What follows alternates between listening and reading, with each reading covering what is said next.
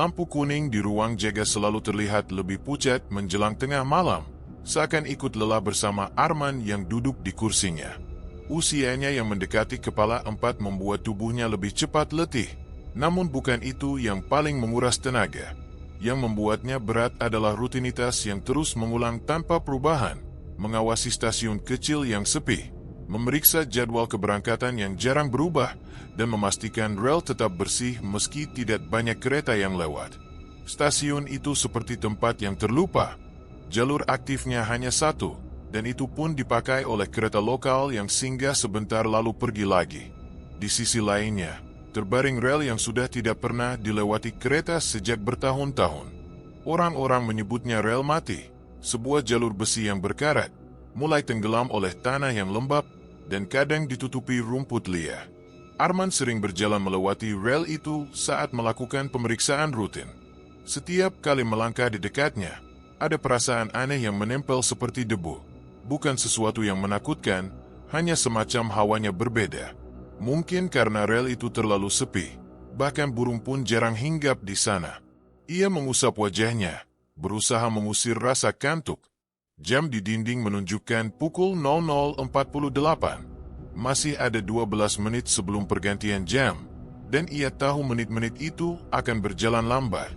Besok izin setengah hari gumamnya pelan, walau ia tahu sebagian besar kelelahan itu berasal dari pikirannya sendiri. Setiap hari terasa sama. Tidak ada kejadian besar. Tidak ada yang memberi tantangan. Pekerjaannya semakin terasa seperti formalitas yang tidak lagi membutuhkan kehadirannya. Ia berdiri, mengambil senter dan keluar ke platform stasiun. Udara dingin menyelimuti, membawa aroma besi dan debu. Lampu-lampu jalan yang berjejer tanpa kesepian, cahayanya hanya cukup menerangi 1-2 meter di bawahnya. Jauh di ujung, rel mati itu tampak membentang seperti garis gelap ke arah pepohonan. Berkarat, kusam, dan tidak memiliki tujuan. Arman sering membayangkan bagaimana dulu kereta meluncur di atasnya, membawa penumpang dari kota ke kota. Sekarang cuma jadi jalur kenangan, keluh Arman sambil berjalan pelan di tepi peron. Ia menyinari rel itu dengan senter. Tidak ada apa-apa, hanya kilap tipis dari besi yang memantulkan cahaya. Tidak ada hewan kecil, tidak ada jejak manusia. Sepi total. Arman kembali ke ruang jaga setelah memastikan semuanya aman. Ia duduk, menghela napas panjang, lalu menutup mata sejenak. Kantuk mulai mengambil alih perlahan, sampai suara itu muncul. Dentum besi yang halus, seperti roda menyentuh rel. Arman membuka mata dengan cepat. Ia menatap keluar jendela, menunggu apakah suara itu akan datang lagi. Beberapa detik hanya sunyi, lalu suara kedua terdengar, lebih jelas, lebih panjang, seperti ritme kereta yang tengah melambat. Ia berdiri. Rasanya seperti ada hawa dingin mengalir di tulang belakangnya. Tidak mungkin, bisiknya. Kereta terakhir sudah lewat 3 jam yang lalu. Jadwalnya ia hafal di luar kepala. Tidak ada kereta yang seharusnya melintas jam segini. Arman mengambil senter dan keluar lagi. Udara malam semakin menusuk, padahal angin tidak bergerak. Platform tampak kosong seperti sebelumnya. Namun suara itu terdengar lagi. Kali ini lebih jauh, seperti berasal dari ujung rel mati. Ia mengarahkan senter ke sana, mencoba mencari sumber suara. Tidak ada cahaya lampu kereta, tidak ada bayangan gerbong, tidak ada getaran yang terasa di kakinya. Namun suaranya terus terdengar. Ritme roda besi yang perlahan-lahan mendekat. Halusinasi. Capek banget kali ya. Arman mencoba meyakinkan dirinya, tapi jantungnya berdetak lebih cepat. Suara itu terlalu jelas untuk dianggap ilusi. Ia berjalan mendekati ujung platform. Cahaya senter dipantulkan rel yang berkarat, tampak seperti garis tipis yang hidup dalam gelap. Arman mencondongkan tubuhnya sedikit, mencoba mendengar lebih jelas. Suara itu berhenti, mendadak, seolah ada sesuatu yang menyadari keberadaannya. Arman menahan napas. Tidak ada angin, tidak ada suara serangga malam. Hening yang tidak wajar menggulung area stasiun. Kalau memang kereta, pikirnya, mana lampunya, mana gerbongnya? Ia berdiri beberapa detik menunggu. Tidak ada apa-apa. Tidak ada tanda-tanda apapun. Setelah beberapa saat, Arman memutuskan kembali ke ruang jaga. Namun langkahnya terasa lebih berat. Setiap kali memikirkan kejadian barusan, tubuhnya merinding halus. Ia mencoba membuang pikiran itu jauh, mengambil air minum, dan duduk kembali. Ia memaksa dirinya untuk tidak fokus pada suara tadi. Mungkin pikirannya yang menipu. Mungkin ia benar-benar sudah terlalu lelah dengan pekerjaannya. Ada banyak penjelasan yang lebih masuk akal daripada kereta yang muncul di rel yang sudah mati. Tapi tubuhnya tidak bisa bohong. Hawa dingin itu masih menempel. Dan ritme suara roda besi tadi terlalu nyata untuk dilupakan. Arman menatap jendela kosong yang memantulkan wajahnya sendiri. Wajah lelah yang mulai dipenuhi pertanyaan. Lalu, dari kejauhan, samar, dentum besi itu terdengar sekali lagi. Pelan, ritmis, mendekat. Arman masih merasakan denyut halus di telapak tangannya saat ia menekan gagang pintu ruang jaga.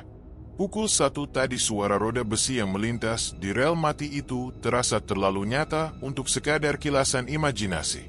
Bayangan dentuman itu menempel di telinganya sepanjang sisa malam, membuatnya terjaga meski tubuhnya memohon istirahat. Ia berjalan perlahan menuju halaman belakang stasiun. Lampu kuning redup menyorot hamparan rel tua yang memanjang ke arah perbukitan gelap. Embun masih tinggi, menempel tipis di permukaan besi yang berkarat. Arman menuruni 2 anak tangga dan berdiri persis di sisi rel. Ia menunduk, menyentuh tanah di antara bantalan besi. Dingin, lembab. Tapi ada sesuatu yang berbeda. Bekas getaran masih menggantung di ingatannya. Seakan tanah ini baru saja menerima beban besar yang bergerak melintas. Ia menarik napas panjang dan memaksa pikirannya tetap rasional. Mungkin cuma gempa kecil, atau truk berat lewat jauh di sana. Gumamnya tanpa keyakinan. Namun nalurinya menolak jawaban itu. Suara tadi terlalu teratur, terlalu tegas, terlalu mirip deru kereta yang melaju cepat. Derak sambungan relnya pun ia ingat dengan jelas, seperti ada yang memanggil masa lalu jalur itu. Langkah kaki mendekat dari arah gerobak sampah. Seno muncul sambil mendorong alat pembersih. Wajahnya masih mengantuk tetapi cukup jeli untuk menangkap wajah Arman yang tegang. "Men, kenapa pagi-pagi begini sudah di sini? Mukamu pucat begitu?" tanya Seno sambil mengerutkan kening. Arman ragu sejenak. Ia tidak ingin terlihat panik. Cuma ngecek rel. Tadi malam ada suara aneh. Seno berhenti mendorong gerobaknya. Suara apa? Kayak kereta lewat. Arman mengucapkannya perlahan, seolah takut mendengar sendiri apa yang ia katakan. Seno tertawa kecil, tapi berhenti ketika melihat Arman tidak ikut tersenyum. "Serius? Rel mati ini? Dari dulu nggak pernah ada apa-apa, men." "Aku tahu," jawab Arman, suaranya menegang. "Makanya aku cek." Dan tanahnya seperti sempat bergetar. Seno memandang rel itu sebentar, lalu menatap Arman lagi. "Kamu butuh istirahat. Jam kerjamu terlalu panjang." Ucapan itu terasa masuk akal, tapi tidak menghapus firasat aneh yang menempel di dada Arman. Ia menatap ujung rel yang tertelan kabut, merasa ada sesuatu yang bergerak di balik ketenangan itu. Siang harinya, Arman pulang lebih awal. Di teras rumah kecilnya, Rata duduk dengan muk teh hangat. Begitu melihat suaminya berjalan dengan bahu berat, ia langsung tahu ada sesuatu yang tidak beres. "Kamu kurang tidur lagi?" Suara Rata lembut, tapi matanya menyelidik. Arman duduk di hadapannya. "Tadi malam aku dengar suara kereta di rel mati." Rata terdiam sebentar, lalu meraih tangan Arman. "Kamu sudah bekerja di stasiun itu hampir 10 tahun. Baru kali ini kamu ngomong hal aneh." "Aku juga bingung. Aku cek relnya tadi pagi, tanahnya seperti baru bergetar." Rata menatap wajah suaminya yang tampak lelah. "Kamu itu terlalu khawatir soal pekerjaan. Takut stasiunnya ditutup, ya?" Arman ingin menyangkal, tapi kata-kata Rata tepat sasaran. Ia memang takut kehilangan satu-satunya pekerjaan yang ia bisa dan ia cintai. Meski rutinitasnya membuatnya jenuh bertahun-tahun. "Kalau aku kehilangan kerja, kita..." "Jangan mulai lagi," potong Rata dengan lembut. Kamu bukan gagal kalau sedang lelah. Arman menunduk. Ia tahu istrinya benar, tapi kegelisahan itu tetap menusuk. Yang aku dengar tadi malam, bukan mimpi, Red. Rata memandangnya lama. Kalau begitu, kamu harus pastikan lagi. Tapi jangan sampai pikiranmu sendiri yang mempermainkanmu. Arman mengangguk. Ada sesuatu di dalam dirinya yang tetap menolak menganggap kejadian itu sekadar stres. Suara itu seolah datang dari sesuatu yang tidak ingin dilupakan, atau sesuatu yang menuntut untuk diperhatikan. Malam berikutnya, ia kembali berjaga.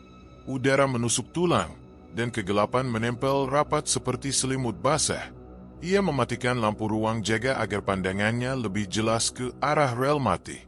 Hanya remang cahaya bulan yang memantul di besi karatan itu. Detik terasa lambat. Jarum jam merayap mendekati angka 12. Jantung Arman mengikuti ritme waktu yang melaju menuju titik yang ia takuti. Seno lewat sambil membawa sekop kecil. "Jangan bilang kamu nungguin suara itu lagi," katanya sambil tersenyum kecut. Arman tidak menjawab. Pandangannya terpaku pada rel. "Ya Tuhan, kamu serius?" gumam Seno sambil menggeleng sebelum berlalu. Setelah Seno masuk ke gudang, Arman berdiri sendiri dalam kesunyian. Angin malam bertiup pelan, membawa aroma besi tua dan embun. Lalu tanah di bawah sepatunya berdenyut.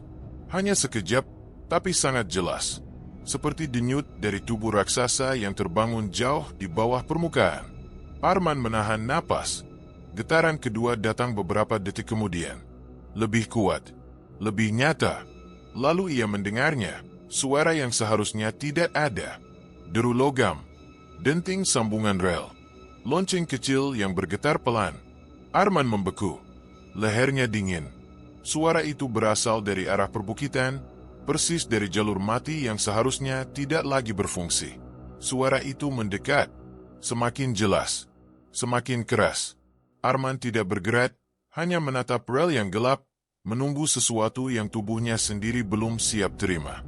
Getaran terakhir menghentak tanah, membuat embun jatuh dari daun-daun di sekitar stasiun. Suara itu berhenti mendadak, tepat di ujung pandangan. Arman menelan ludah, dadanya terasa kosong. Ia berbisik pelan, hampir tanpa suara. "Ada apa di sana?" Dan pada titik itu, ia merasa sesuatu sedang menatap balik dari arah rel yang tenggelam dalam kabut. Deru logam dari malam sebelumnya masih membekas di ingatan Arman. Hanya 2 kalimat singkat yang terus berputar di kepalanya. Suara itu nyata, dan tanahnya bergetar. Kedua hal itu cukup untuk mendorongnya kembali menyusuri rel mati pada pagi hari. Ketika kabut belum sepenuhnya terangkat, ia menyusuri sisi rel perlahan. Matanya meneliti setiap sambungan besi yang berkarat. Embun menetes dari bantalan kayu yang sudah lapuk, meninggalkan garis-garis air tipis yang mengalir di permukaan besi. Namun ada sesuatu yang tidak seharusnya ada di sana. Jejak halus, membentuk 2 garis sejajar yang tampak lebih mengilap dibandingkan permukaan lainnya. Arman berlutut, menyentuh garis itu dengan 2 jari. Tepat di titik itu, besi terasa berbeda, lebih bersih, seperti baru saja digesek oleh benda berat yang melintas cepat. Garis itu membentang sekitar 1 meter, lalu memudar kembali menjadi karat tua. Ia menelan ludah. "Tidak mungkin," gumamnya. "Rel ini mati sejak bertahun-tahun lalu. Tidak ada kereta yang mungkin melintas.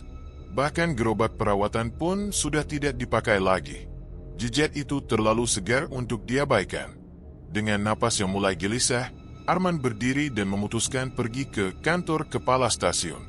Dinding kayunya menguning oleh usia, dan aroma arsip tua memenuhi ruangan. Kepala stasiun, Pak Dharma, sedang memeriksa tumpukan dokumen ketika Arman mengetuk pintu. "Masuk," ujar Pak Dharma tanpa mengangkat kepala. Arman melangkah masuk. "Pak, saya perlu melaporkan sesuatu." "Apa lagi, men? Kalau soal lampu sinyal rusak, Seno sudah saya suruh cek." "Bukan itu." Arman menarik napas. "Tadi malam ada suara kereta dari jalur mati. Dan pagi ini, saya menemukan bekas roda di rel berkarat." Pak Dharma akhirnya menatapnya. Namun bukannya terkejut, Wajahnya justru menunjukkan kelelahan bercampur rasa tidak percaya. Rel mati itu sudah bertahun-tahun tidak dipakai. Kamu yakin tidak salah lihat? Saya yakin, Pak. Jejaknya masih baru. Terlalu jelas untuk kebetulan. Pak Dharma bersandar sambil mengusap kening. Men, aku tahu kamu sedang stres. Kamu sudah beberapa minggu terlihat tegang. Tapi jangan sampai hal-hal begitu membuatmu ketakutan sendiri. Arman mengepal tangan. Saya tidak berhalusinasi. Kamu cuma kurang istirahat. Suara Pak Dharma merendah. Stasiun kecil begini tidak punya banyak sumber daya. Jangan buat laporan yang akan sulit saya jelaskan ke atasan. Arman tidak percaya dengan respons itu. Ada yang mengganjal dalam nada suara kepala stasiun. Seperti sebuah kekhawatiran yang tidak ingin diungkap. Ia ingin menekan lebih dalam, tapi pintu kayu di belakangnya tiba-tiba berderit pelan. Seseorang berdiri di ambang pintu. Pak Wiryo, mantan penjaga stasiun yang kini bekerja serabutan membantu perawatan rel. Rambutnya sudah memutih, tubuhnya kurus, namun matanya masih tajam seperti orang yang menyimpan terlalu banyak cerita. Tanpa diundang, ia melangkah masuk. Melihat Arman lalu menatap rel di luar jendela dengan sorot yang sulit dibaca. Kamu dengar sesuatu lagi, men? Tanya Pak Wiryo dengan suara serak. Arman tertegun. Lagi. Pak Dharma memberi isyarat halus agar Wiryo diam, tapi pria tua itu tidak peduli. Ia maju 2 langkah, berdiri dekat Arman. Rel mati tidak pernah benar-benar mati. Ucapan itu membuat ruangan terasa lebih dingin. Pak Dharma memotong cepat. Wiryo, jangan mulai.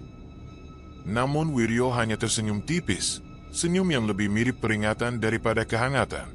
Besi tua itu masih menyimpan jejak. Kalau sesuatu pernah lewat sekali, bisa saja lewat lagi. Arman menelan ludah, perasaannya berputar antara penasaran dan cemas. Maksud Bapak, sesuatu pernah lewat? Wiryo tidak menjawab langsung. Ia menatap luar jendela, ke arah rel yang tenggelam dalam kabut tipis. Kalau kamu mendengar bunyi roda, jangan buru-buru mencari sumbernya. Kadang yang berjalan itu bukan kereta. Seno pada saat itu lewat di koridor, melongok sejenak, tetapi segera menghindar ketika melihat ketegangan di dalam ruangan. Pak Dharma cepat-cepat menutup pembicaraan. Arman, istirahatlah dulu. Dan jangan sebarkan cerita yang tidak perlu. Arman keluar dari ruangan dengan pikiran yang lebih kusut daripada ketika ia masuk. Ia melangkah menuju halaman belakang stasiun, kembali memandang rel yang membawa sejuta tanda tanya. Jejak segar itu tetap ada, berkilau samar di bawah sinar matahari yang melemah. Ia memikirkan kata-kata Pak Wiryo. Nada suara pria tua itu bukan nada bercanda. Itu bukan ucapan orang yang sedang merangkai dongeng. Ada sesuatu yang ia ketahui. Sesuatu yang tidak ingin ia ucapkan secara terang-terangan. Arman mencoba menepis kecemasan itu, tetapi rasa penasaran semakin menekan dadanya. Ia menyusuri rel perlahan, mengikuti garis yang memudar ke arah hutan kecil. Di sanalah jejak tersebut berakhir, seolah roda berat itu menghilang begitu saja. Tidak ada kereta, tidak ada bekas gesekan tambahan, tidak ada tanda apapun.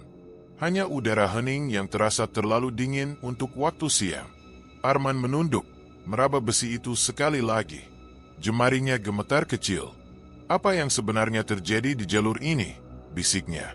Saat ia berdiri, angin bertiup dari arah bukit, membawa aroma metalik samar, seperti bau besi panas yang baru digesekkan. Aroma itu tidak seharusnya muncul dari rel yang begitu tua. Arman menutup matanya sesaat, mencoba menenangkan napasnya. Namun ketenangan itu tidak bertahan lama. Ada sensasi seolah seseorang memperhatikan dari jauh, menunggu ia menemukan sesuatu yang tersembunyi. Dan di tengah keheningan itu, Arman tahu satu hal dengan jelas. Ia tidak bisa berhenti sekarang. Rasa penasaran itu telah berubah menjadi tarikan kuat, seperti rel yang memanggil roda yang hilang dari dunia. 2 hal dari kejadian sebelumnya terus mengganggu kepala Arman. Jejak besi yang terlalu baru dan ucapan samar Pak Wiryo. Namun ia mencoba tetap tenang saat memasuki shift malam berikutnya. Ia tidak ingin pikirannya bermain-main lagi. Ia ingin fakta, bukti, dan penjelasan yang bisa diterima logika.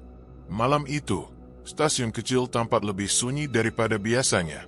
Angin yang biasanya datang dari arah bukit justru berhenti, meninggalkan udara yang terlalu diam.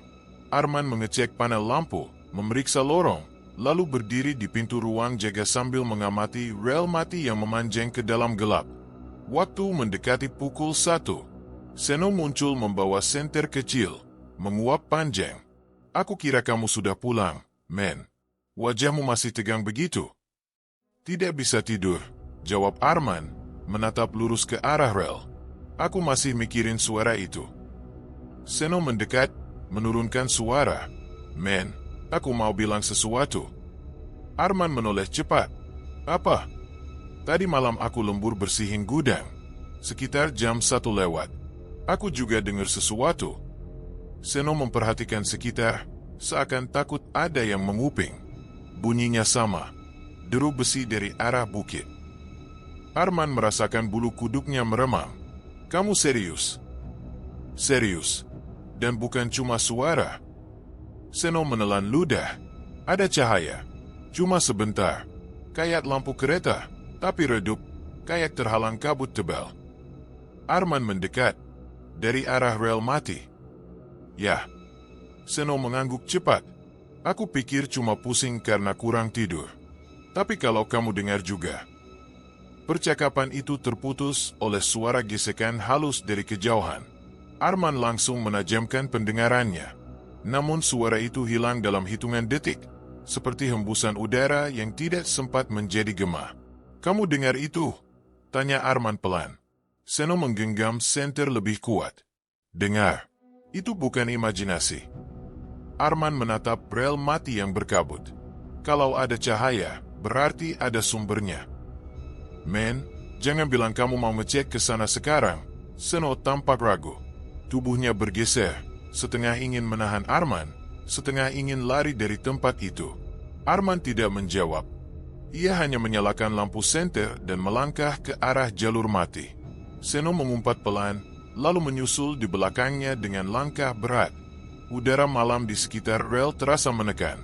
Kabut turun rendah, membuat dunia seolah menyempit hanya sepanjang cahaya senter mereka.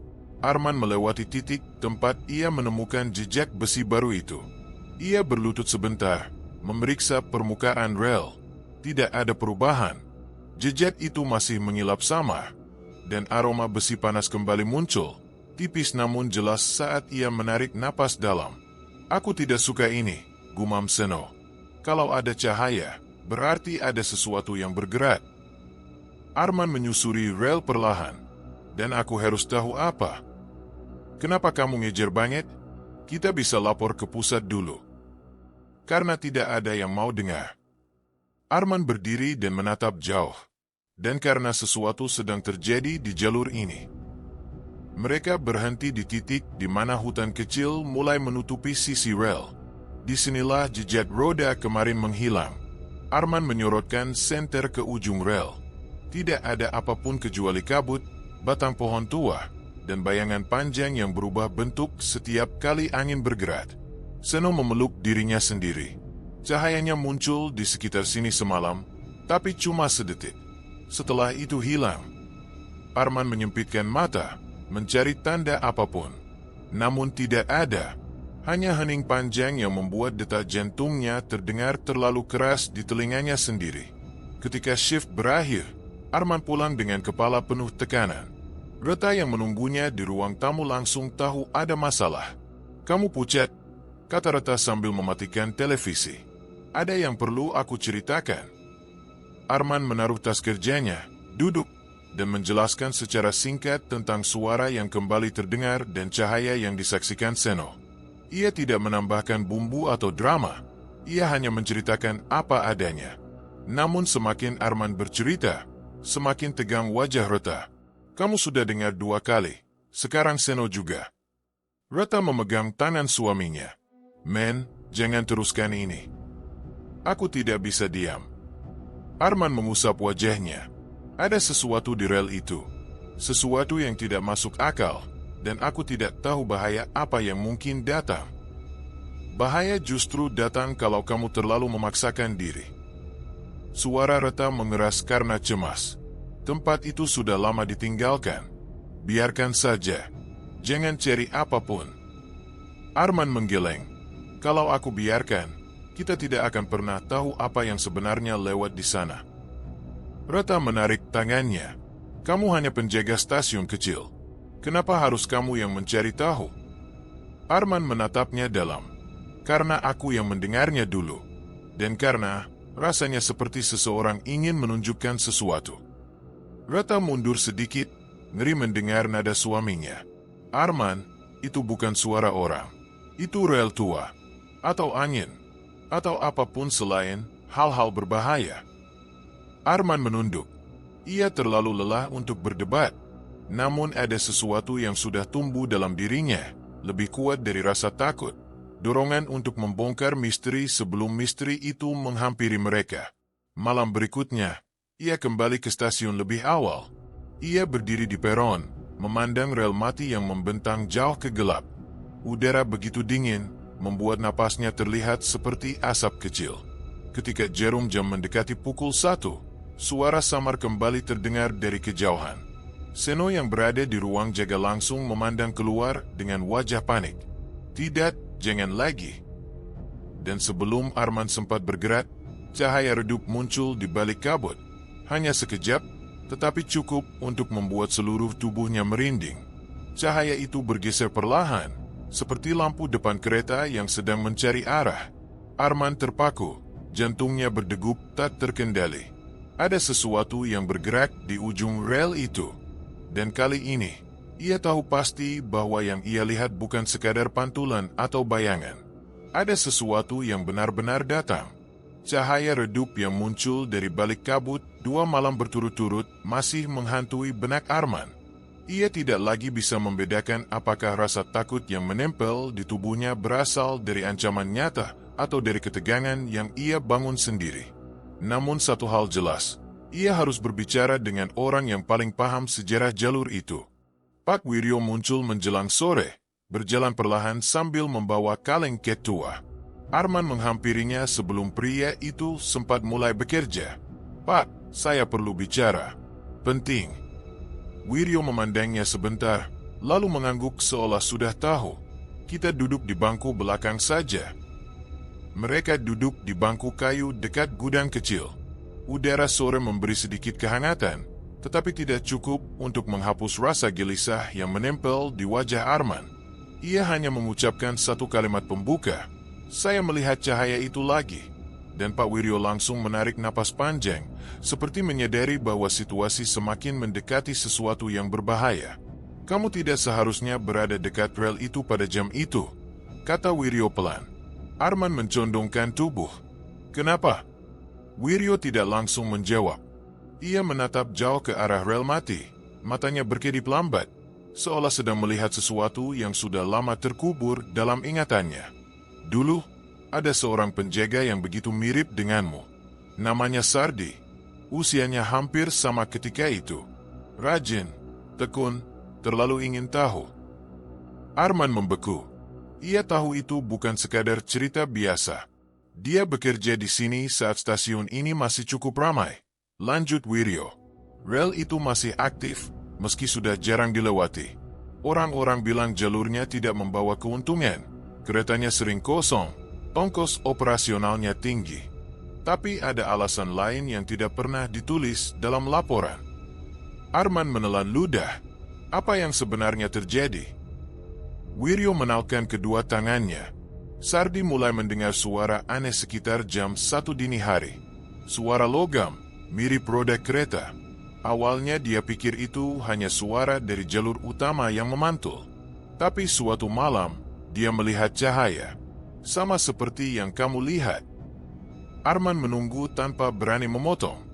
Dia mengikuti cahaya itu, ucap Wiryo lirih. Dan sejak malam itu, dia berubah. Tidak banyak bicara. Tatapannya kosong. Bahkan aku pernah melihatnya diam di tengah rel, menatap jauh seperti sedang dipanggil seseorang. Dia hilang. Arman menekan suara agar tetap tenang. Tidak langsung, jawab Wiryo. Tapi perlahan-lahan, dia seperti ditarik menjauh dari dunia ini. Sampai akhirnya, suatu malam, saat kabut turun tebal, dia tidak kembali dari patroli. Arman merasakan hawa dingin menjalar dari tulang punggung. Besok paginya kami hanya menemukan topinya. Tidak ada jejak pergelutan. Tidak ada tanda bahwa dia pergi sendiri. Hanya topi itu jatuh di tengah rel, seperti diletakkan dengan sengaja. Arman mengusap wajah, mencoba memahami cerita itu tanpa menganggapnya semata rumor. Kenapa tidak ada laporan resmi? Wiryo tersenyum getir. Kadang lebih mudah menulis alasan sederhana. Men, menghilang tanpa jejak tidak akan dihitung sebagai kecelakaan kerja. Tapi bagi kami yang melihat perubahan Sardi, kami tahu dia mengikuti sesuatu yang seharusnya tidak dia dekati.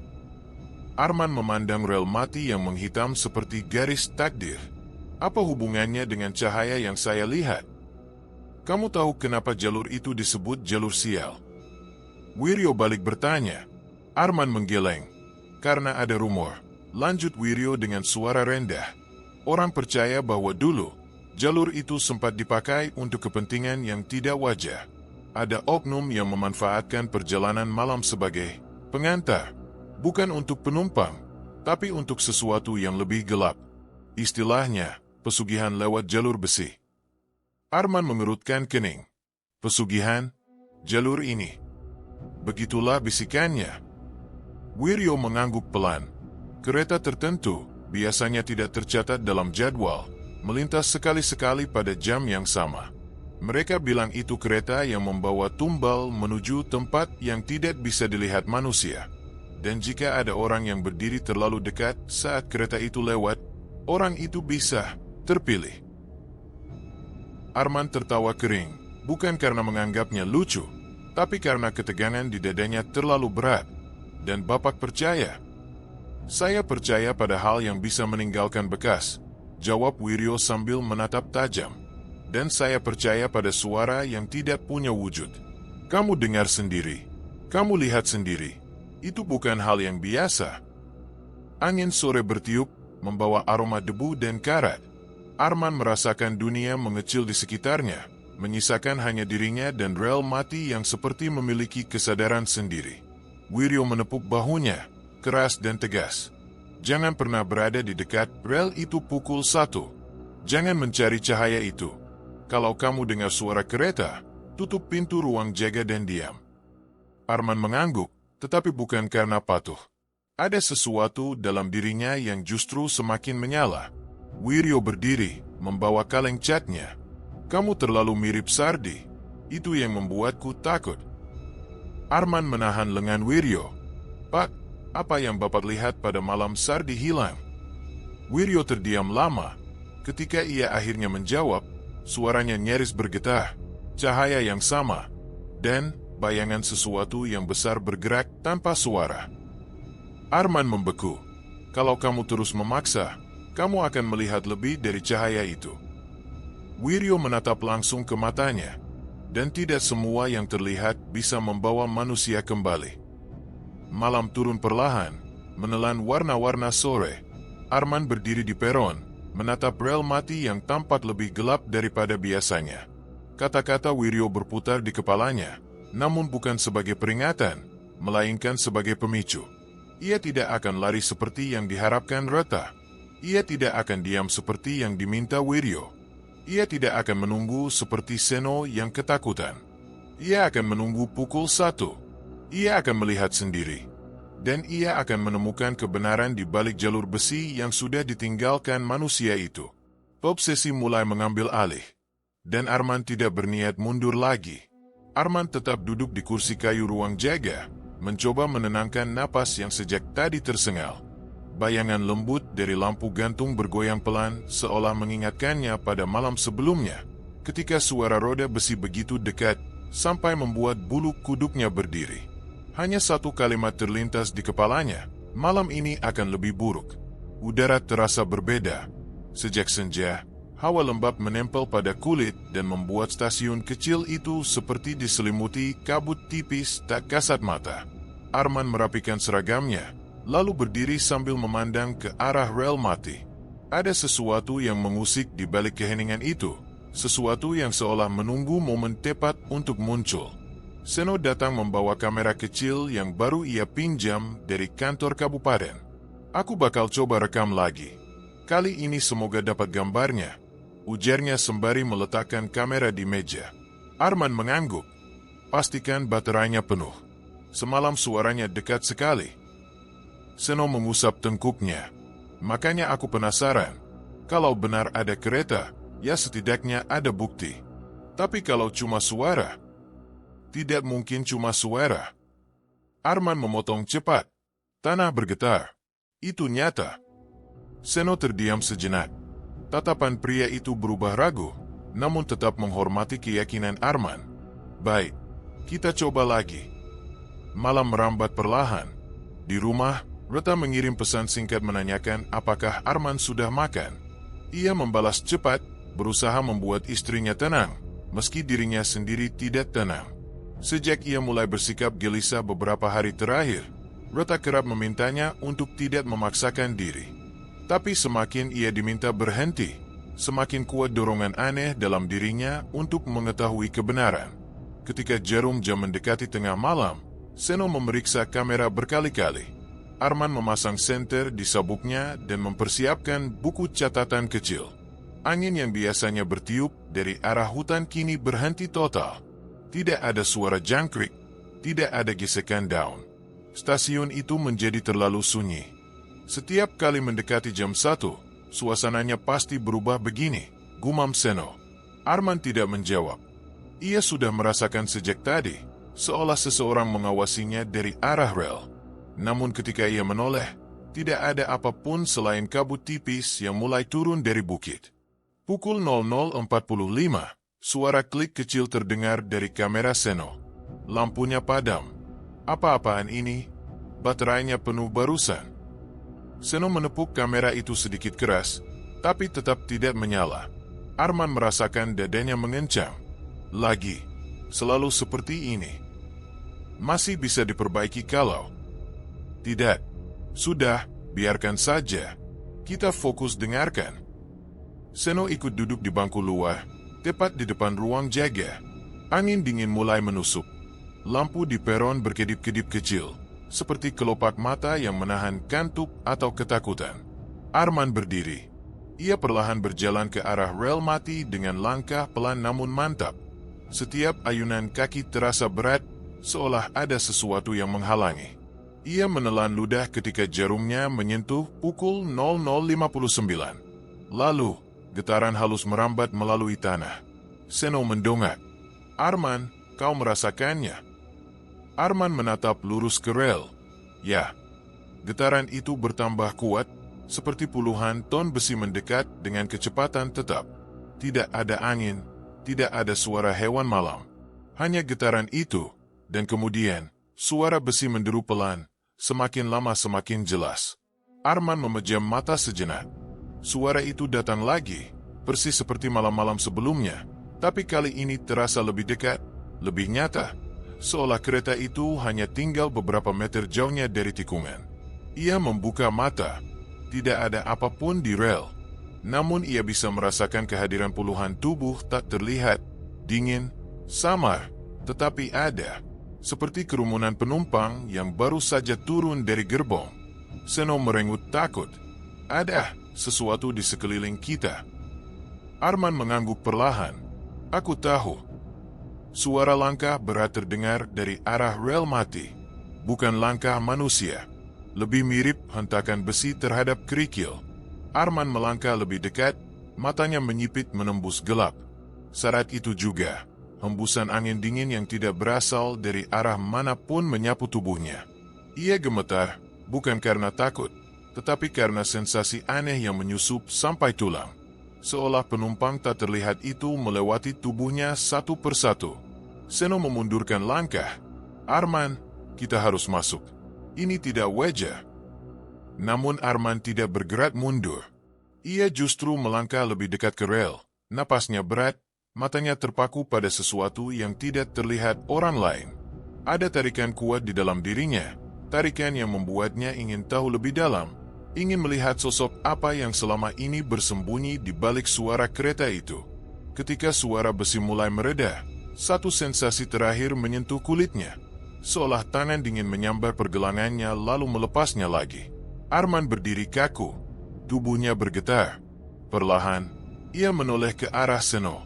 Aku harus tahu apa yang sebenarnya ada di sini. Aku tidak bisa mundur sekarang. Wajah Seno pucat, tapi ia tidak mampu membantah. Di kejauhan, angin kembali mati. Lampu stasiun berpendar lemah. Dan Arman menyadari malam itu baru saja berubah menjadi malam yang paling panjang dalam hidupnya. Reta berdiri di ambang pintu ruang tamu dengan tangan terlipat di dada. Wajahnya tegang. Arman baru saja pulang, masih mengenakan seragam yang bau dingin malam dan debu rel. Ia tidak langsung menatap istrinya. Matanya masih menyimpan bayangan dari malam panjang sebelumnya. Suara yang terus mengulang dalam kepalanya. Arman, suara Reta pecah. Kita perlu bicara. Arman menutup pintu perlahan. Aku mandi dulu. Setelah itu. Tidak, potong Reta cepat. Sekarang. Ia berhenti. Nafasnya berat, bukan karena lelah, tetapi karena pikirannya belum kembali utuh ke rumah. Masih ada sesuatu yang tersisa di stasiun. Suara, kehadiran, dingin yang menembus tulang. Sesuatu yang menahannya, memanggilnya. Reta melangkah lebih dekat.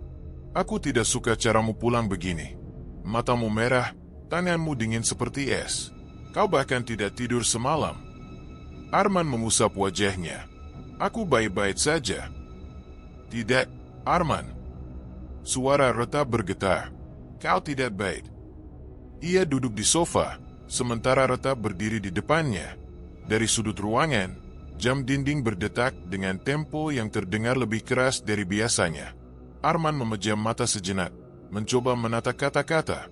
Namun ketika ia membuka mata, yang keluar justru helaan napas pasrah. Suara itu muncul lagi, katanya pelan. Lebih dekat.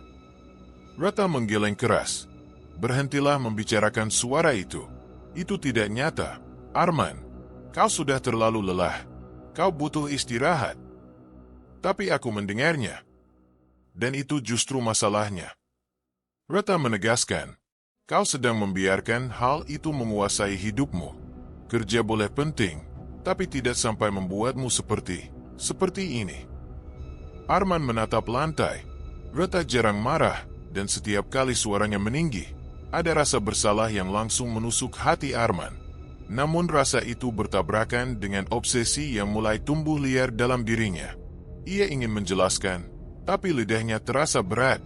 Reta duduk di sampingnya, suaranya mereda namun tetap keras. Aku memintamu ambil cuti.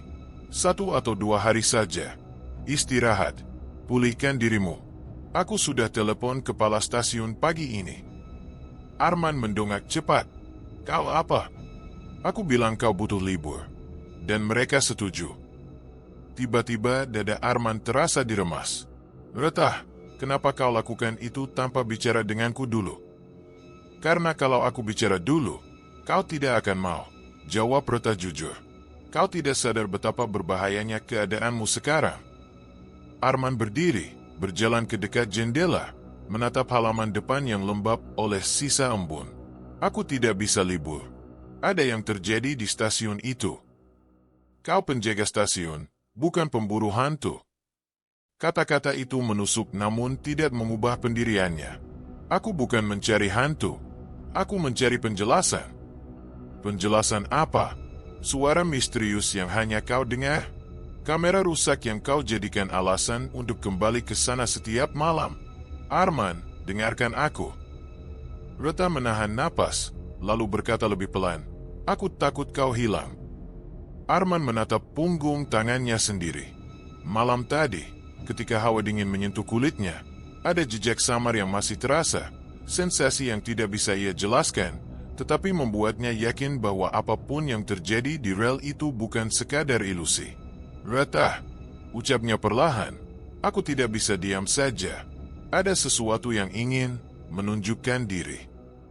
Reta menutup mata, seolah menahan air yang ingin jatuh. Lalu kau rela mempertaruhkan dirimu hanya untuk mengejarnya.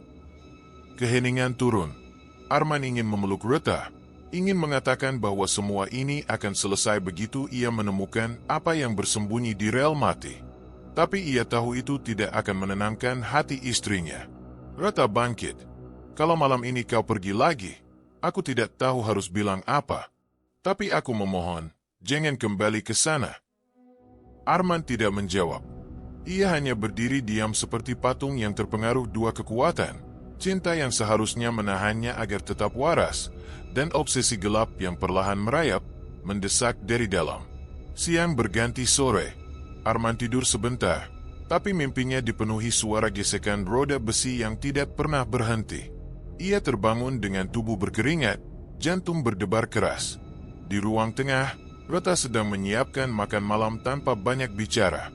Saat matahari tenggelam dan udara kembali dingin, keputusan Arman sudah bulat. Ia berpura-pura akan membeli obat ke warung. Reta mengangguk, benar-benar percaya. Mungkin ia ingin percaya agar tidak semakin takut. Arman mengambil jaketnya, menatap wajah istrinya sekilas. Ada perasaan bersalah menyengat, tapi terlalu tipis dibanding dorongan yang menuntutnya kembali ke rel. Beberapa menit kemudian, ia sudah berjalan cepat melewati jalan kecil menuju arah stasiun. Malam membuka pintunya perlahan, dan Arman melangkah masuk tanpa menoleh ke belakang. Angin malam membawa aroma besi basah ketika Arman tiba di halaman stasiun. Lampu-lampu redup memantulkan cahaya kekuningan pada dinding tua bangunan itu. Ada ketenangan yang tidak normal, ketenangan yang justru membuat setiap suara kecil terdengar lebih menekan. Ia menoleh ke arah lorong samping ketika mendengar langkah cepat. Seno muncul dengan wajah panik sekaligus lega. "Kau datang juga," bisik Seno, napasnya terengah. "Sejak maghrib aku merasa ada yang aneh." Tanah sempat bergetar sebentar. Arman hanya mengangguk. Masih tersisa sensasi bersalah karena meninggalkan rumah tanpa mengatakan apa-apa pada Reta. Tetapi rasa itu langsung tenggelam ketika ia mendengar detakan halus seperti gesekan logam. Ia tahu persis suara itu, dan tubuhnya seolah mengingatnya lebih dulu dibanding pikirannya. "Jam berapa sekarang?" tanya Arman. Seno melihat jam di ponselnya. Pukul 00.57. 3 menit lagi. Mereka berjalan ke arah rel mati. Jalan menuju sana gelap, tetapi sudah cukup sering mereka lewati sehingga setiap sudut tampak akrab. Lampu-lampu taman kecil di dekat rel hanya menyala setengah, menghasilkan bayangan panjang yang bergerak pelan saat angin menekan dahan pohon. Arman berdiri 1 meter dari jalur besi yang pudar. Seno berada 1 langkah di belakang, memegang kamera yang sudah ia coba perbaiki sepanjang sore. "Kalau ini rusak lagi tepat jam 1, aku bakar saja kamera ini," gumam Seno sambil mencoba bersikap lucu, tapi suaranya terlalu tegang untuk menghasilkan humor. Arman tidak menjawab. Matanya terpaku pada kegelapan jauh di ujung rel. Dulu rel itu terhubung ke jalur utama, tetapi sejak kecelakaan belasan tahun lalu, bagian itu diputus dan tak pernah dipakai lagi. Tidak ada listrik, tidak ada akses, tidak ada kemungkinan kereta apapun lewat. Tapi kenyataan itu sudah tidak berarti banyak bagi Arman. Dentuman kecil terdengar, seperti pukulan besi pada besi. Perut Arman mengencang. Pukul 00.59. Seno merapat. "Kau dengar?" Arman hanya mengangkat tangan, memberi sinyal agar temannya diam. Ia menahan napas. Pukul 1. Suara klakson panjang, dalam, nyaring, dan tidak berasal dari dunia yang sama dengan kesunyian di sekitar mereka, membelah udara. Getaran halus merayap dari tanah ke sepatu Arman. Ia merasakan denyutnya menembus tulang kering, naik ke perut, lalu merambat ke dada. Kini suara roda besi terdengar mendekat. Bukan gema, bukan ilusi akustik. Ini nyata, terlalu nyata, seperti kereta berhenti hanya beberapa meter dari mereka. Seno mundur setengah langkah. Kamera bergetar di tangannya. "Arman, aku bisa melihat cahaya." Arman menoleh sekilas. Di ujung rel, garis tipis cahaya muncul, samar dan terputus-putus, seperti lampu yang mencoba menembus kabut padat. Namun kabut itu tidak ada, hanya gelap. Gelap yang memantulkan sesuatu yang tidak seharusnya tampak. Arman melangkah maju setengah meter lagi. Jantungnya berdentum keras, tetapi langkahnya stabil. Lampu itu semakin besar, semakin jelas. Bukan lampu kendaraan biasa. Cahaya kuning tembus dengan kelap-kelip halus, mirip lampu tua yang berusaha hidup dari generator yang hampir mati. Namun tetap saja, lampu itu ada. Seno memaksa kameranya menyala. "Ayo, ayo, jangan mati lagi," bisiknya. Lalu suara rem, kupasan besi panjang yang seolah melukai udara. Satu hentakan keras mengikuti, membuat tanah di sekitar mereka bergetar kuat. Batu-batu kecil di pinggir rel meloncat ringan. Seno terjatuh berlutut. "Arman!" Suaranya pecah. Ada kereta berhenti." Arman melihatnya meski tidak melihat bentuk fisiknya.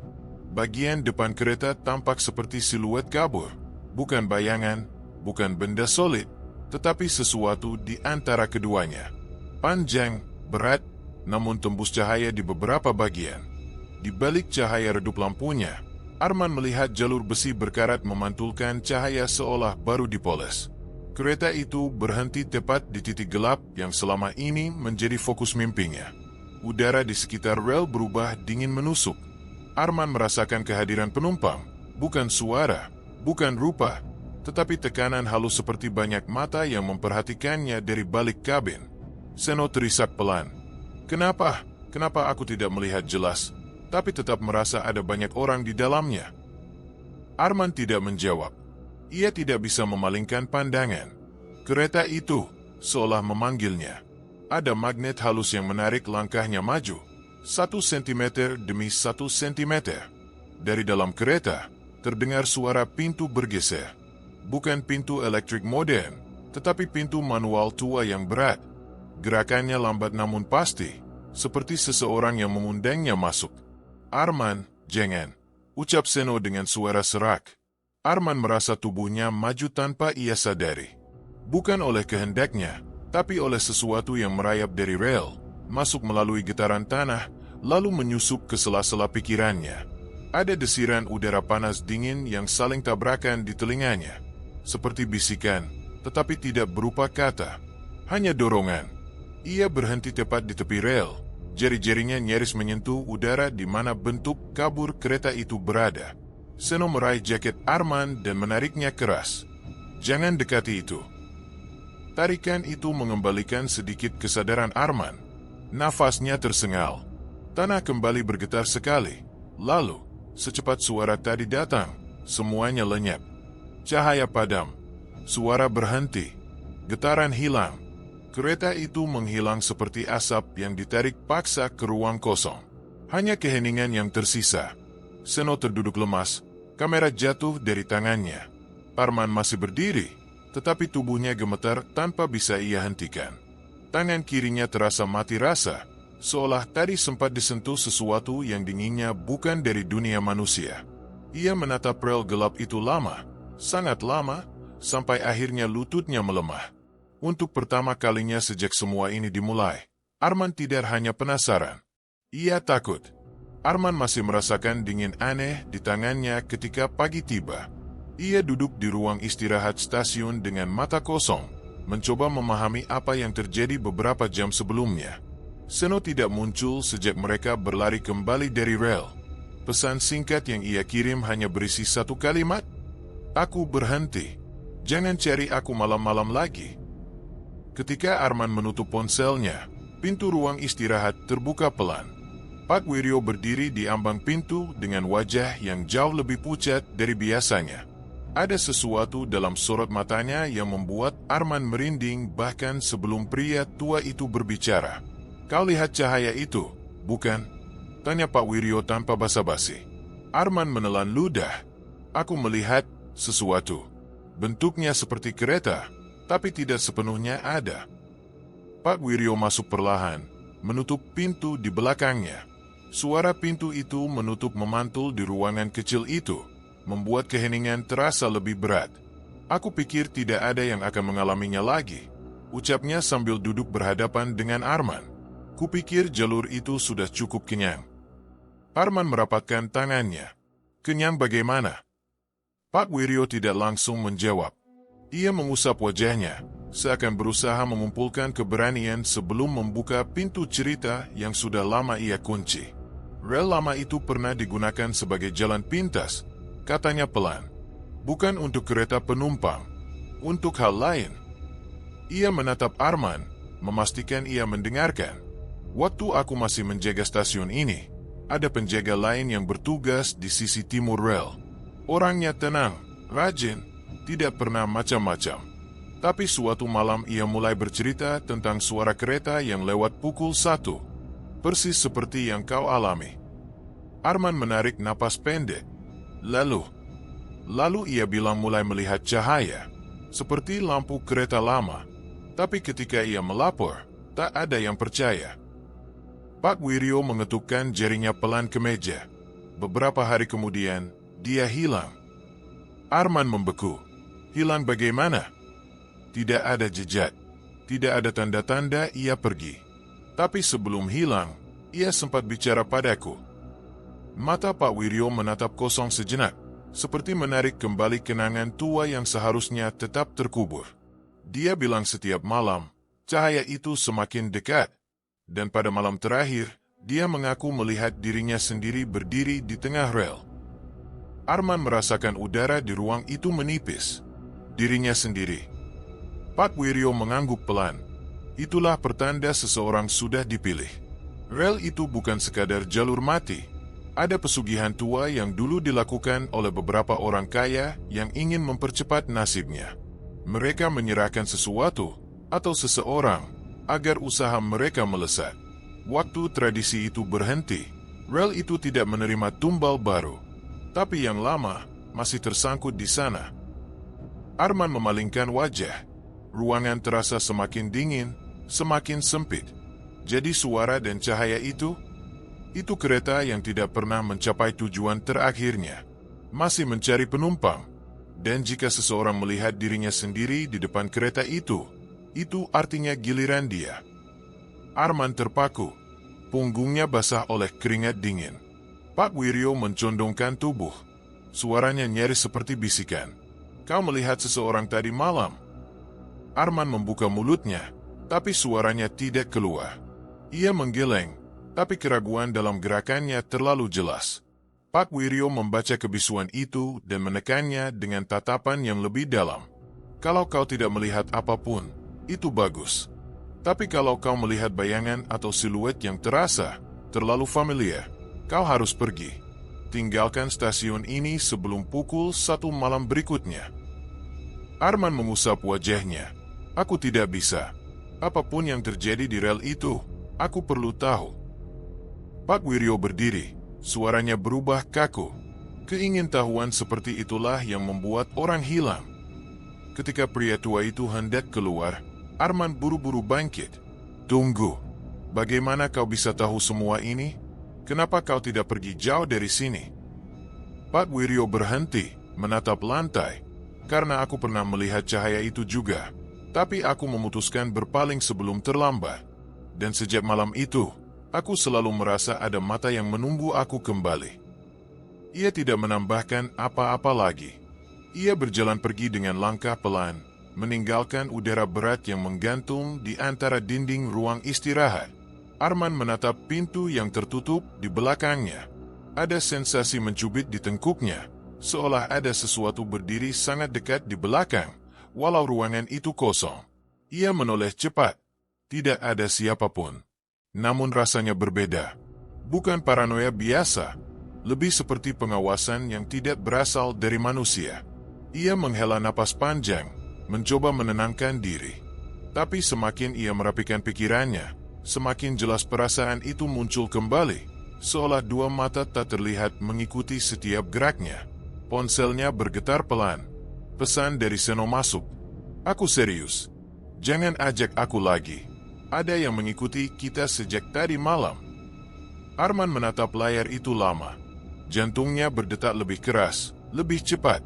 Ia menutup ponsel, meraih jaketnya, dan memijat tengkuk yang terus merinding dari tadi. Untuk pertama kalinya sejak semua ini dimulai, bukan rasa penasaran yang menguasai pikirannya, melainkan firasat buruk yang menekan dari dalam, seolah sesuatu di rel mati sudah mengetahui namanya. Arman tiba di ruang arsip stasiun tua itu dengan langkah yang tidak sepenuhnya stabil. Ruangan kecil berdebu itu sudah lama tidak digunakan. Terlihat dari sarang laba-laba di sudut-sudut, rak serta bau kertas tua yang menguar begitu ia membuka pintu. Malam masih jauh dari pukul 1. Namun suasana di dalam sudah membuatnya merasa seolah waktu bergerak lambat. Ia datang sendirian, tidak memberitahu Seno, dan jelas tidak ingin Reta mengetahui rencananya. Obsesinya sudah terlalu jauh untuk dibendung oleh nasihat siapapun. Ia menyalakan lampu meja kecil. Cahaya kekuningan langsung menyorot tumpukan map coklat dengan tahun-tahun yang tidak berurutan. Arman menghela napas dalam-dalam, mencoba menenangkan detak jantungnya. Ia tahu apa yang dicarinya. Bukti bahwa suara kereta yang muncul di rel mati itu bukan sekadar mitos atau gangguan pendengaran. Ada sesuatu yang lebih tua, lebih kelam, lebih terstruktur dari sekadar cerita penjaga malam.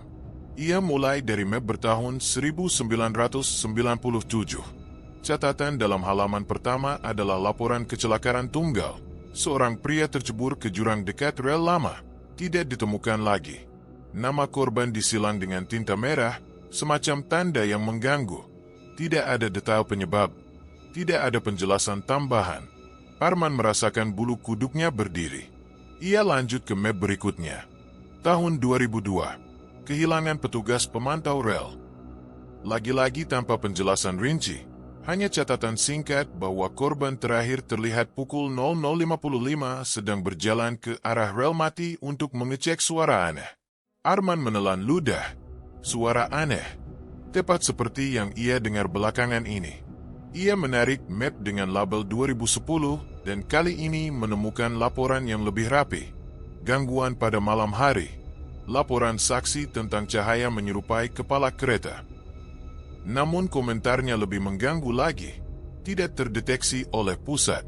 Kamera rusak setiap kejadian berlangsung. Arman mengerjapkan mata. Merasa seolah membaca ulang pengalaman dirinya sendiri. Bahkan kamera Seno pun selalu rusak sebelum kereta tak terlihat itu lewat. Semakin dalam ia menggali, semakin jelas pola itu.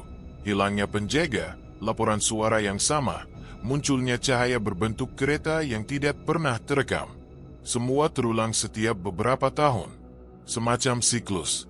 Arman mulai merapikan semua dokumen itu, menyusun mereka berdasarkan kemiripan kejadian.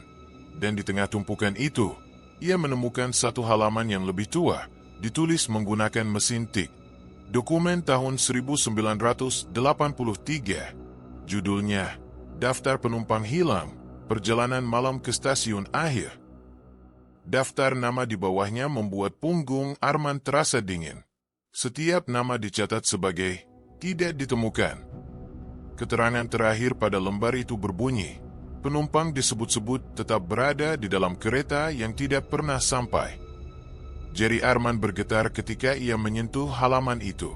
Ia mencoba mengingat kembali rumor lama yang pernah ia dengar dari Seno, sesuatu tentang kereta yang tidak pernah berhenti di peradaban manapun. Ia selalu menganggap itu hanya cerita konyol, tetapi arsip ini membuat semuanya terasa berbeda. Terlalu banyak kesamaan. Ketika ia membuka halaman terakhir dari dokumen itu, ia menemukan catatan tulisan tangan, tinta pudar, garisnya tidak stabil. Ada yang memanggil nama saya. Suara dari dalam gerbong gelap. Saya tidak boleh mendekat, tetapi saya ingin tahu. Arman membacanya beberapa kali. Kata-katanya sederhana namun membawa efek aneh, seperti membaca isi pikiran dirinya sendiri. Ia sudah berkali-kali merasa dipanggil oleh sesuatu di rel itu, meski tidak pernah mendengar suara jelas. Panggilan yang lebih seperti dorongan pada naluri ketiga, sesuatu yang tidak rasional, tidak manusiawi. Ia mengambil seluruh map itu dan menumpuknya di meja. Pikirannya berputar. Hal yang paling membuatnya gelisah adalah kenyataan bahwa kejadian-kejadian itu tidak pernah dibahas secara publik. Tidak pernah ada pemberitaan besar.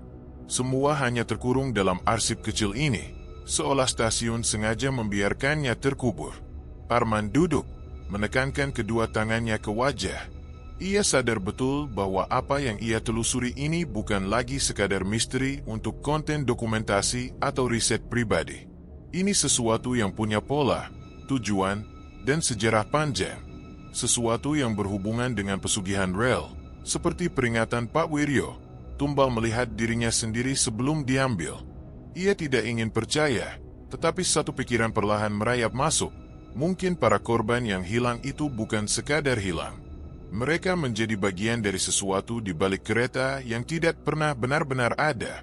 Arman bangkit, membuka kembali map tahun 1997, dan memperhatikan tanda merah yang menyilang nama korban. Tiba-tiba ia memahami kemungkinan maknanya. Bukan dicoret karena selesai, tetapi dicoret karena sudah diserahkan. Dalam detik itu, ketakutan dan tekad berkelindan di dadanya. Ia merasa ngeri atas apa yang ditemukannya, tetapi tidak ingin berhenti. Terlalu banyak pertanyaan, terlalu banyak yang belum terjawab. Ia harus melihat sendiri malam nanti, harus menemukan apa yang sebenarnya melintas di rel mati itu. Arman merapikan arsip-arsip itu kembali ke tempatnya, menutup lampu meja, dan meninggalkan ruangan dengan perasaan yang jauh lebih berat daripada saat ia masuk. Ketika pintu arsip menutup di belakangnya, satu hal jelas di kepalanya. Apapun yang menunggu di rel itu, ia akan menghadapinya. Ketakutan menemaninya, namun tekadnya mulai mengubah bentuk, menjadi sesuatu yang lebih gelap, lebih dalam, hampir seperti obsesi yang kini tak mungkin ia lepaskan. Malam itu, langit seperti diselimuti abu. Tidak ada bintang, tidak ada cahaya, hanya gelap yang menekan seperti dinding tebal. Arman berdiri di dekat rel mati dengan napas tidak teratur, menatap jalur besi yang sudah lama tidak dilalui kereta manapun. Ia tidak tahu bagaimana menjelaskan dorongan yang membawanya kembali ke sana. Hanya ada satu hal yang ia rasakan sejak membaca arsip-arsip tua itu, panggilan yang tidak berhenti, seperti gema di dalam kepalanya. Reta datang menyusul, wajahnya diliputi kecemasan. "Arman, tolong!" Suaranya pecah. Tubuhnya sedikit gemetar. "Aku mohon, kamu hentikan ini. Kita pulang saja." Arman tidak menjawab. Pandangannya terpaku pada titik gelap di ujung rel. Tempat pertama kali ia dan Seno melihat bayangan kereta yang tidak masuk akal itu. Ada sesuatu yang bergerak di sana. Atau mungkin tanahnya saja yang bergetar halus? Ia tidak yakin. Ia hanya tahu bahwa malam ini berbeda. Udara lebih dingin, lebih berat, dan jauh lebih penuh tekanan. Ketika ia melangkah satu langkah lebih dekat, angin yang datang dari arah rel membawa bau yang langsung membuatnya meringis.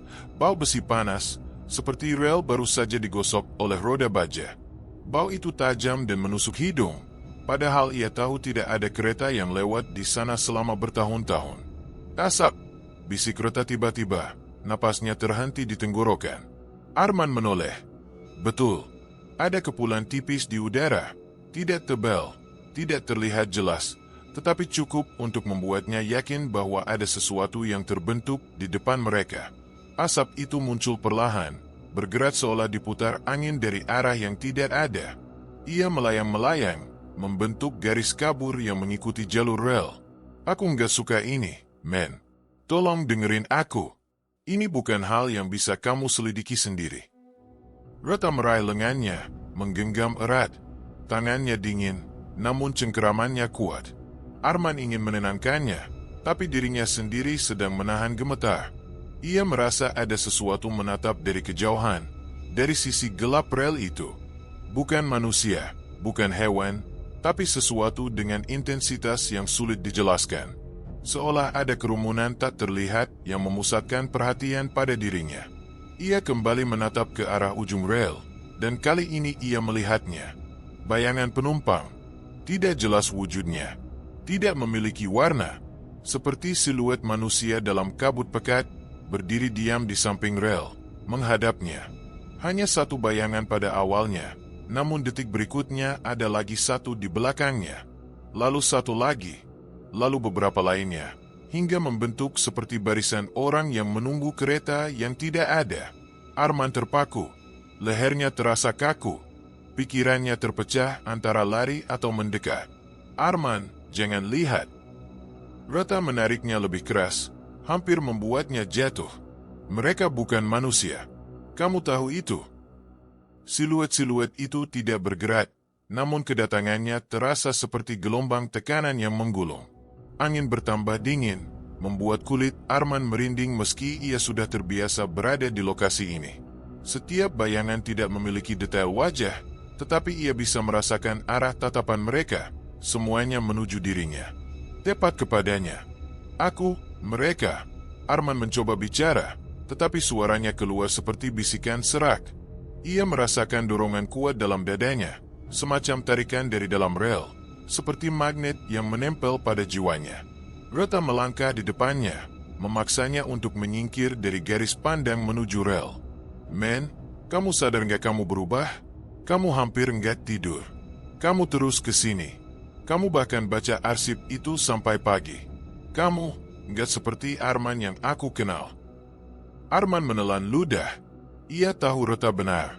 Ia tahu dirinya tidak lagi memikirkan hal biasa. Semua fokusnya tertarik ke satu tempat, jalur mati itu. Tetapi sebelum ia bisa menjawab, suatu suara menggelegar di tengah keheningan malam.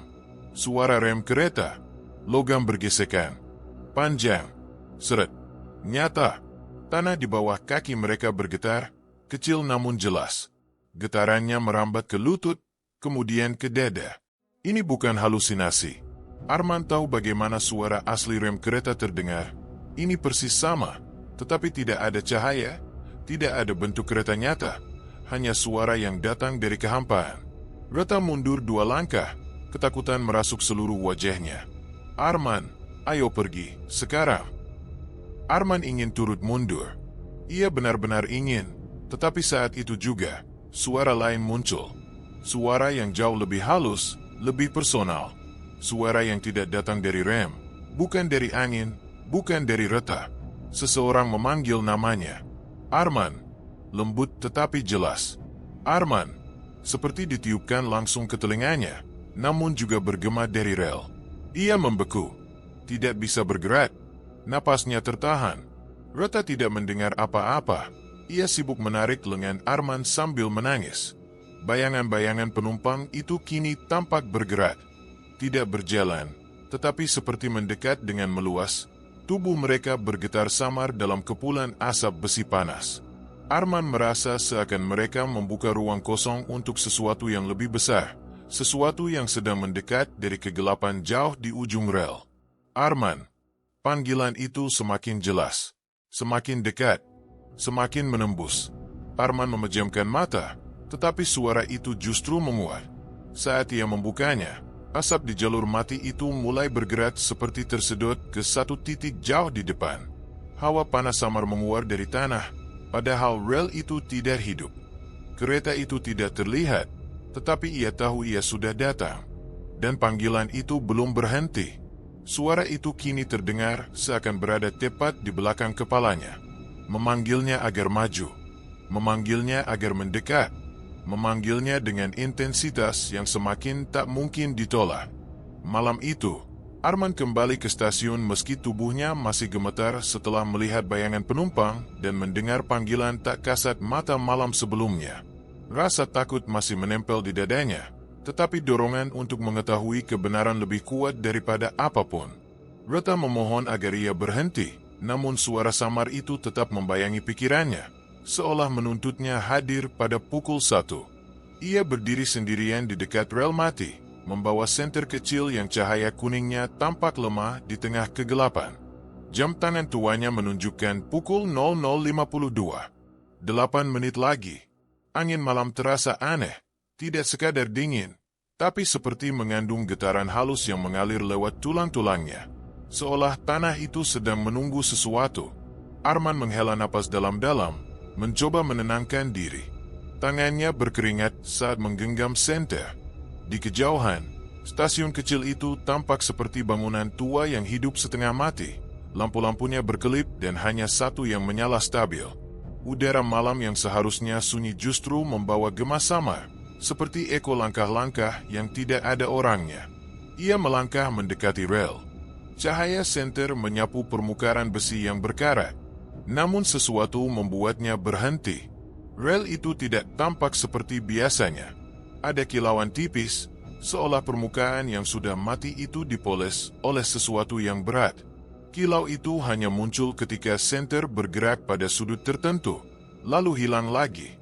"Aku tahu kamu ada di sini," gumam Arman. Suara seraknya hampir tenggelam dalam angin. Ia tidak tahu kepada siapa ia bicara. Atau mungkin ia tahu, tapi tidak berani mengatakannya keras-keras. Jam menunjuk pukul 00.58. Langit yang gelap seperti semakin padat, awan bergerak lambat menutupi bulan. Suasana berubah mendadak seperti tekanan turun dalam satu tarikan panjang. Arman menahan napas saat merasakan bumi di bawahnya bergetar kecil. Begitu kecil hingga ia bertanya-tanya apakah itu hanya degup jantungnya sendiri. Namun getaran itu kembali, sedikit lebih jelas. Seperti langkah raksasa yang sangat jauh. Ia mundur setengah langkah, memandangi rel dengan tegang.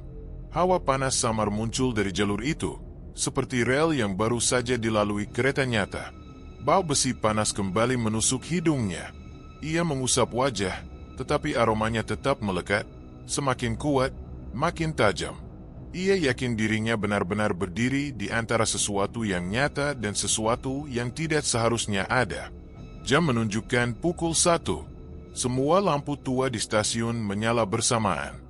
Bukan terang sepenuhnya, hanya redup, berkedip, seolah ada tegangan listrik yang muncul tiba-tiba. Arman terpaku.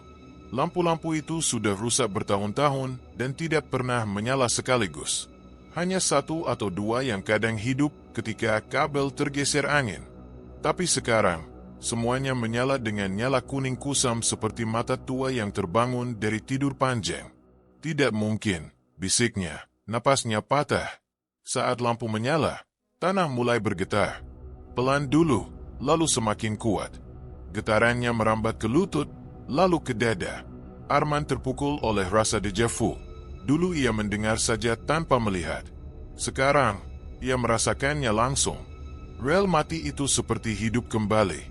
Suara angin tertiup kencang dari arah ujung rel, membawa debu kering dan aroma panas. Udara seakan terbagi, menciptakan lorong gelap panjang yang menuntun pandangannya ke satu titik jauh, tempat kegelapan paling pekat. Lalu terdengar suara pertama. Bukan bisikan, bukan langkah, bukan angin, tapi suara klakson kereta. Dalam, berat, panjang. Suara itu merobek kesunyian malam dengan kekuatan yang membuat Arman menutup telinganya refleksif. Ini bukan halusinasi. Tidak mungkin. Gema suara itu memantul di dinding stasiun, di tanah kosong, di udara yang makin panas. Getaran semakin kuat. Kerikil-kerikil kecil menari di tanah. Rumput kering di samping rel ikut bergetar seolah ada hembusan angin deras dari bawahnya. Arman mundur dengan napas tercekat. "Datang lagi," bisiknya. Senter di tangannya berkedip-kedip, struggling menahan gangguan yang tidak terlihat. Dan dalam cahaya yang naik turun itu, Arman melihat sesuatu muncul dari kegelapan ujung rel. 2 titik cahaya. Kecil, jauh, namun bergerak. Arah datangnya sangat jelas, tepat menuju tempat Arman berdiri. Lampu-lampu redup stasiun berkedip lebih cepat, seolah merespons kedatangan tamu tak diundang.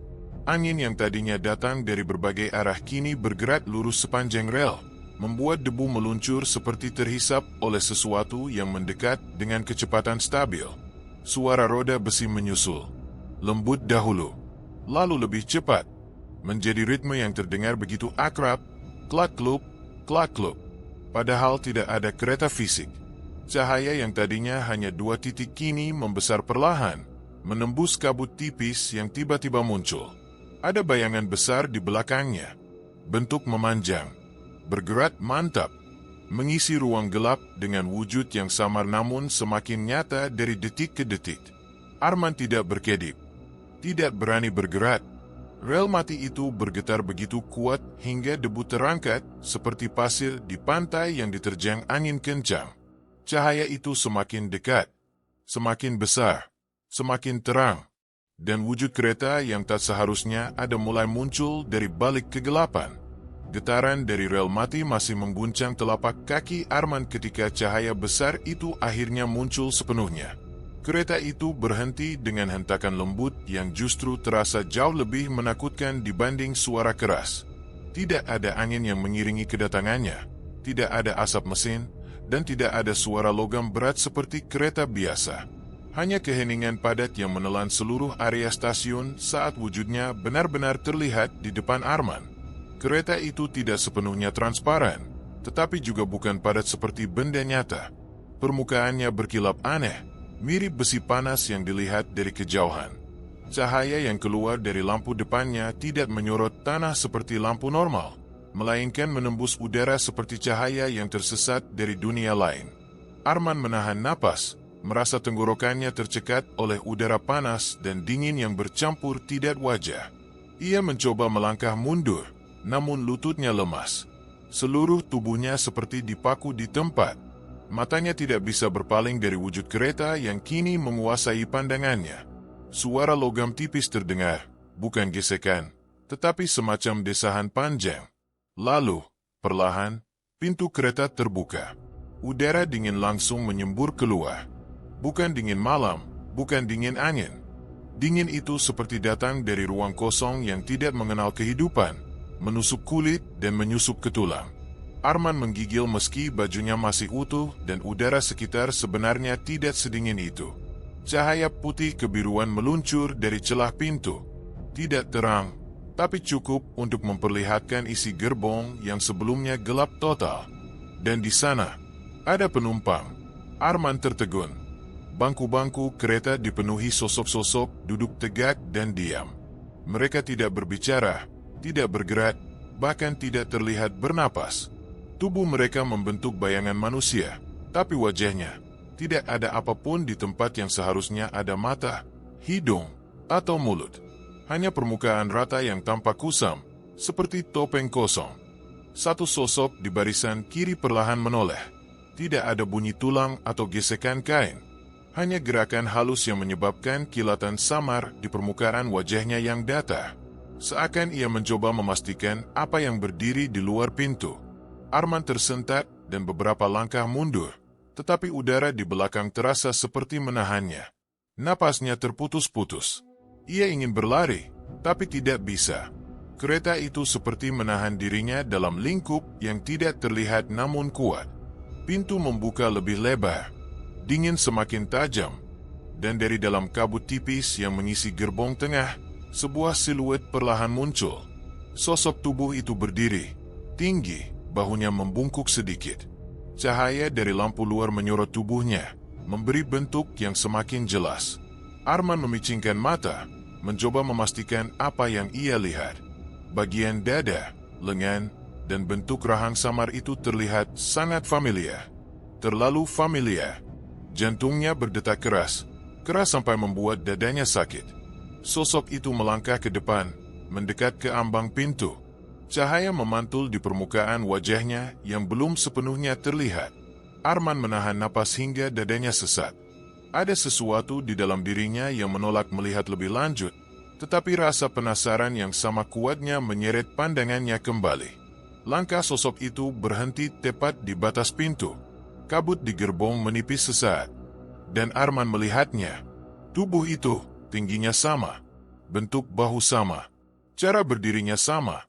Bahkan lengannya yang sedikit gemetar, sama persis seperti dirinya tadi malam ketika ketakutan memuncak. Wajahnya masih kabur, tertutup semacam bayangan tebal, namun garis tubuhnya tidak mungkin salah. Itu seperti melihat salinan dirinya sendiri yang berdiri di dalam gerbong. Hanya saja versi itu tampak lelah, kosong, dan lebih gelap. Arman merasakan udara di sekitar semakin berat. Ketakutan merayap ke tenggorokannya, membuat ia sulit menarik napas. Ia ingin berkata sesuatu, namun suara tidak keluar. Hanya gumaman tak terdengar bergetar di bibirnya. Gerbong kembali bergetar kecil, seolah menunggu keputusan. Penumpang tanpa wajah tetap diam tanpa memberi tanda apapun. Arman menyadari sesuatu, sosok mirip dirinya itu tidak sekadar berdiri. Ia menghadap langsung ke Arman, seperti menunggunya, seperti mengundangnya masuk. Suara samar seperti bisikan besi yang saling bergesekan muncul dari dalam kereta. Bukan kata-kata, tapi ritme yang terasa seperti panggilan. Arman menelan ludah. Tenggorokannya kering. Udara dingin keluar lagi dari pintu terbuka, menyelinap ke leher dan tulangnya. Kakinya bergerak sedikit, bukan oleh kemauannya, tetapi oleh tarikan halus yang ia rasakan di seluruh tubuh. Tarikan lembut, namun tak dapat dihindari. Senter di tangannya jatuh ke tanah dan mati sepenuhnya. Kegelapan sekitar hanya diterangi cahaya hantu dari kereta itu. Arman mengangkat wajahnya, menatap sosok yang menunggunya dari dalam. Samar, gelap, dan terasa lebih dekat dari yang ia kira. Dengan napas pendek, langkahnya maju setengah, lalu berhenti tepat di batas rel. Pintu kereta tetap terbuka lebar. Dari dalam, panggilan tak kasat mata itu semakin kuat. Arman berdiri membatu di tengah gerbong yang sunyi, hanya ditemani dengungan halus rel yang terasa seperti bisikan dari dunia lain. Pintu kereta masih terbuka di belakangnya, menghembuskan udara dingin yang menusuk kulit. Pengalaman sebelumnya, penumpang tanpa wajah, tatapan kosong yang tak pernah ada, berputar di kepalanya, seolah kereta itu sedang memperlihatkan potongan masa depan yang tidak bisa ia hindari. Namun kali ini, ada sesuatu yang jauh lebih mematahkan logika. Sesuatu yang tidak mungkin ada. Di kursi paling depan, tepat di bawah lampu yang berkedip pelan, duduk seorang laki-laki. Tubuhnya tegak, tangan terlipat di pangkuan, kepala menoleh sedikit ke sisi kanan. Arman tidak langsung mengenali bentuk itu. Matanya berusaha menyesuaikan cahaya redup, menembus kelam yang mengambang seperti kabut tipis di dalam gerbong. Lalu napasnya tercekat. Pakaian itu, jaket lusuh yang ia kenakan tadi sore, celana gelap yang sudah lama tidak ia setrika, sepatu yang lecet di ujung, semua persis, seolah ditiru hingga ke noda kecil di saku depan. Dan ketika cahaya lampu tepat jatuh ke wajah sosok itu, Arman merasakan sesuatu di dalam dadanya runtuh. Wajahnya sendiri menatap balik kepadanya. Atau lebih tepatnya, wajah dirinya yang telah dikosongkan. Kulitnya pucat seperti lilin yang sudah kehilangan panas. Mata yang biasanya menyimpan kecemasan atau setidaknya sedikit kehidupan kini hanya menjadi dua lingkaran kosong. Tidak benar-benar memandang tetapi terasa seakan menusuk relung hati. Bibirnya tertutup rapat, kaku, tidak menunjukkan emosi apapun. Tidak marah, tidak takut, tidak sedih. Seolah sosok itu hanya wadah yang menunggu jiwa untuk dimasukkan kembali. Arman menelan ludah, tapi tenggorokannya terasa terlalu sempit.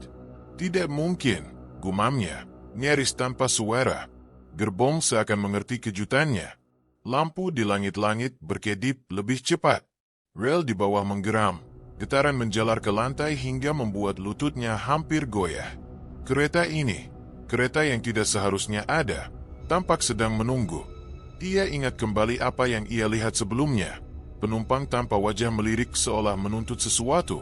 Pintu kereta yang membuka seakan mengundang, bau logam yang semakin pekat setiap langkah ia ambil. Semua itu adalah peringatan, petunjuk, atau mungkin jebakan. Dan kini ia mengerti. Kereta ini bukan sekadar kendaraan. Ini adalah penjemput. Penjemput tumbal terakhir. Tumbal itu adalah dirinya sendiri. Kenapa aku?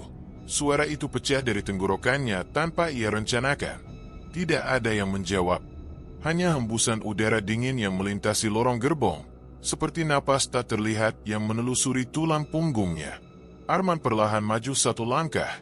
Suaranya menggema di lantai. Terlalu keras untuk ruang sebesar itu. Tubuhnya bergetar, tapi sesuatu dalam dirinya memaksa kaki bergerak. Ia tidak bisa berpaling dari sosok di depan. Dari dirinya sendiri yang tampak seperti sudah mati sejak lama. Setiap langkah terasa seperti memasuki kuburan yang ia gali sendiri. Rel kembali bergetar, lebih kuat, seolah kereta tak sabar. Kursi-kursi di sampingnya bergoyang pelan, menimbulkan suara gesekan yang menyerupai desahan panjang. Udara bertambah dingin, napas Arman berubah menjadi kabut tipis. Ia berhenti hanya beberapa meter dari kembaran itu. Wujud Arman yang duduk di kursi depan tampak lebih nyata sekarang. Ia bisa melihat garis rahang yang ia kenal, luka kecil di pelipis kiri yang ia dapat saat kecil, bahkan sedikit rambut yang tidak rapi di bagian kening. Hanya satu hal yang tidak sama, kembarannya tidak memiliki kehidupan di dalamnya. Tak ada napas, tak ada kedipan, tak ada tanda bahwa itu manusia. Seakan tubuh itu menunggu roh baru untuk menempatinya. Seakan kereta menuntut Arman untuk masuk, duduk, dan menggantikan. Kalau aku mengambil tempat itu, apa aku mati? Pikir Arman. Pertanyaan itu menggantung, pedih, dan menampar kesadarannya. Tapi suara lain bertanya, atau mungkin aku memang sudah seharusnya di sana. Getaran rel makin intens. Lampu berkedip seperti akan padam. Dari arah belakang, pintu kereta perlahan menutup sedikit, seolah menandai bahwa waktu Arman semakin habis. Ia merasakan tubuhnya limbung. Emosi bercampur, takut, marah, bingung, menyangkal, namun juga ada kelelahan yang begitu dalam. Kelelahan menanggung sesuatu yang ia sendiri tidak sepenuhnya mengerti sejak hari pertama kereta itu muncul di hidupnya. Tatapannya kembali ke sosok yang menyerupainya. Dan untuk pertama kalinya, ia merasa sedang memandang kemungkinan akhir dirinya. Tangan Arman mengepal. Detak jantungnya menghantam dada. Kereta menunggu. Tubuh itu menunggu. Aku, bisiknya pelan. Ia menatap ke kursi itu, kemudian ke lantai, lalu ke pintu yang masih sedikit terbuka. Keputusan itu berada tepat di ujung pikirannya. Ia harus memilih, masuk dan menerima takdir atau berlari dan mempertaruhkan apapun yang akan mengejarnya setelah ini. Namun ketika ia mengangkat wajah, tatapannya kosong sejenak. Keputusan itu belum sepenuhnya terbentuk. Dan di tengah getaran rel yang semakin keras, Arman hanya berdiri terpaku. Napasnya terhenti di antara dua dunia, sementara batinnya menimbang pilihan yang belum sanggup ia ucapkan. Malam ketika Arman terlihat berjalan ke arah rel untuk terakhir kalinya tetap menghantui banyak orang, terutama Reta.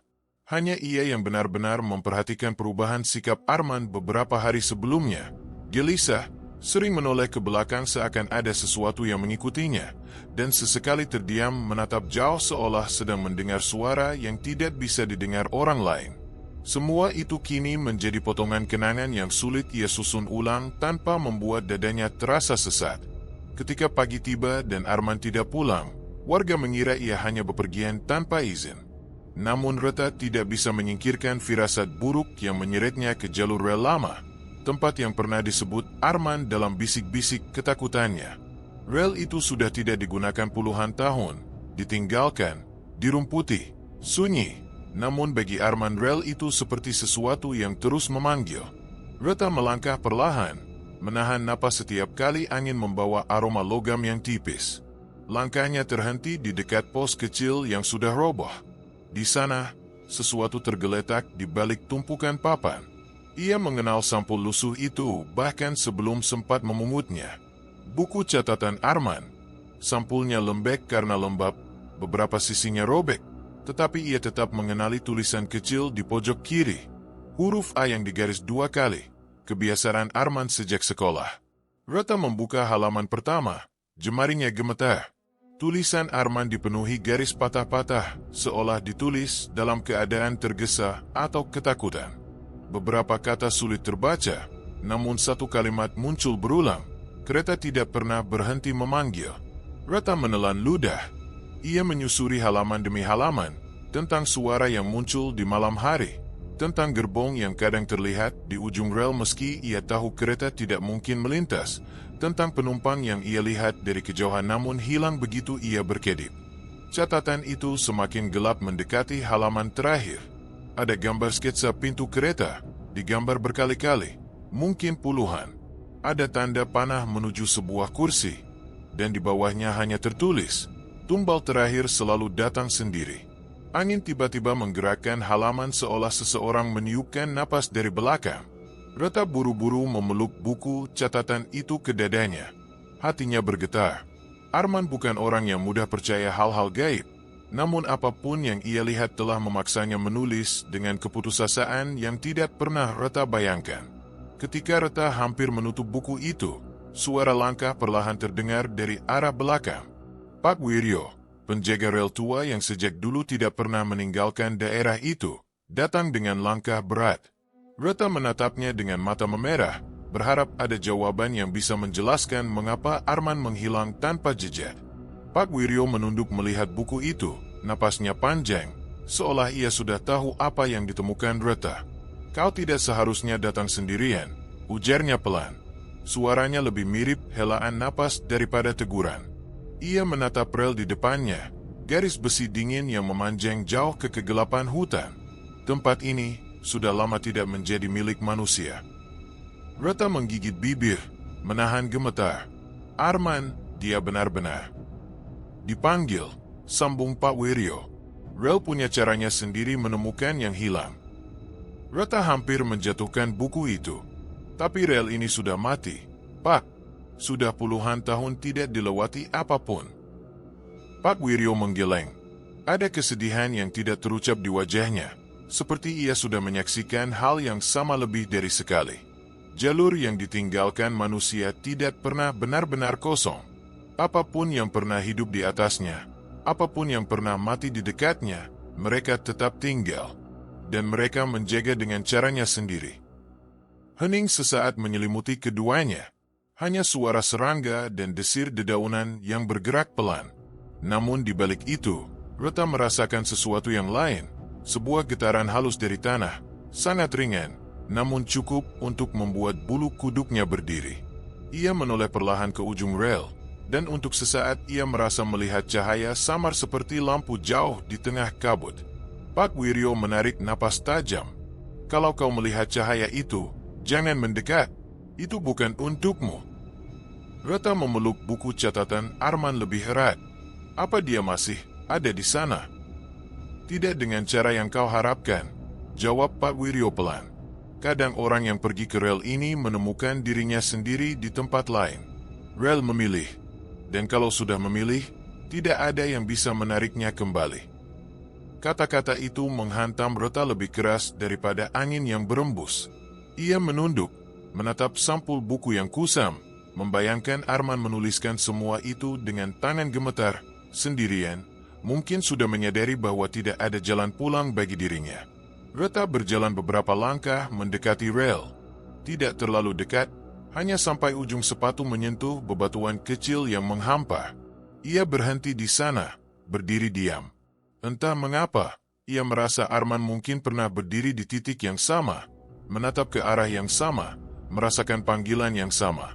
Angin malam bertiup pelan, membawa aroma logam yang sama. Reta menutup mata, membiarkan desiran itu lewat seperti bisikan yang tidak ingin ia dengar namun tidak bisa ia tolak. Ketika ia membuka mata kembali, cahaya di ujung rel sudah menghilang. Hutan kembali gelap, hanya menyisakan keheningan yang terasa terlalu padat. Reta menarik napas dalam, lalu menatap buku catatan di tangannya. Tanpa mengatakan apapun, ia menutup sampulnya perlahan. Bukan sebagai akhir, bukan pula sebagai harapan. Hanya sebagai tanda bahwa beberapa perjalanan memang tidak kembali seperti semula. Ia berdiri di sana cukup lama hingga angin malam perlahan mengusir bayangan terakhir tentang Arman yang ia simpan dalam pikirannya. Lalu, dengan langkah tenang namun berat, Reta berbalik meninggalkan rel, membawa satu-satunya yang tersisa dari orang yang pernah berjalan terlalu dekat dengan panggilan yang tidak boleh dijawab. Terima kasih sudah mengikuti kisah ini sampai akhir. Meski rel itu kini kembali gelap dan sunyi, beberapa orang bersumpah masih melihat cahaya samar di ujung jalurnya setiap malam tertentu. Mungkin sebuah peringatan, atau mungkin seseorang belum benar-benar pergi. Jika kalian ingin lebih banyak kisah seperti ini, jangan lupa subscribe, aktifkan lonceng notifikasi, dan tinggalkan komentar tentang bagian mana yang paling membuat kalian merinding. Sampai jumpa di cerita berikutnya.